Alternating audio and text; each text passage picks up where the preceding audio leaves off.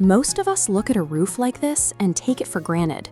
We install an array of panels, wire them into the house, and expect them to generate electricity for 25 years without a second thought. But consider the reality of standard electronics. If you expose sensitive circuitry to decades of torrential rain, freezing hail, and blistering UV heat, the hardware fails almost immediately. The core of a solar panel is surprisingly fragile. These systems start as raw quartz sand mined from the earth, which is eventually refined and sliced into tiny silicon wafers less than 200 micrometers thick, roughly the width of a human hair. Handling components this delicate requires a manufacturing environment more sophisticated than a standard electronic assembly line. That 25-year lifespan is the direct result of a paranoid, defense-obsessed manufacturing process designed to lock those fragile electronics inside an impenetrable fortress. The journey begins by transforming that sand into purified silicon ingots, dense, heavy blocks that serve as the raw material for the ultra-thin wafers. To generate electricity, these wafers are baked in a high-temperature furnace, where phosphorus is diffused into the surface. This creates a negative electrical charge that, combined with the underlying layers, forms a glowing boundary called a p-n junction, where sunlight turns into a current. Connecting these highly reactive cells requires automated stringer machines. Robotic arms precisely solder the silicon pieces together using copper ribbons, forming continuous arrays. At this stage, the material is so brittle that human hands would likely break it. Even with robotic precision, microscopic damage remains a constant threat.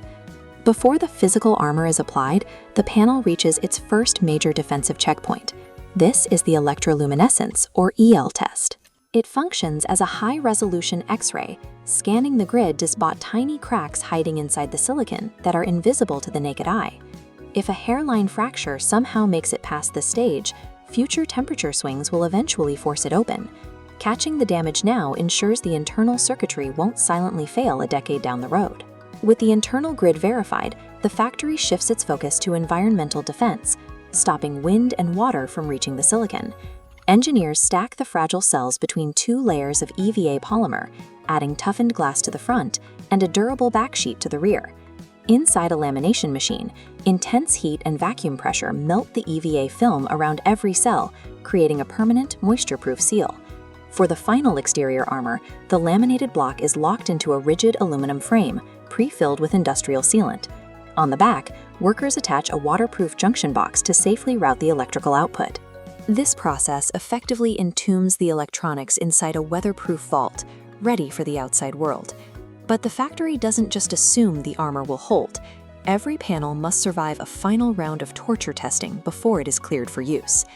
First is the hypo test. Engineers run high-voltage electricity through the system to ensure the internal circuit isn't short-circuiting. This is a critical safety check for anyone touching the outer metal frame of the panel later.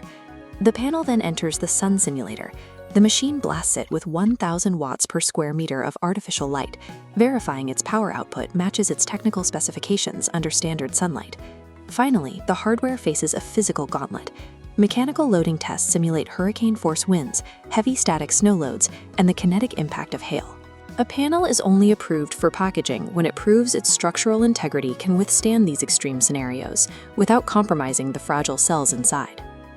This factory journey reveals the solar panel's true identity.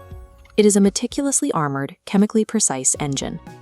Every step, from the X-ray inspections to the vacuum sealing, is the required cost to make the technology survive the real world.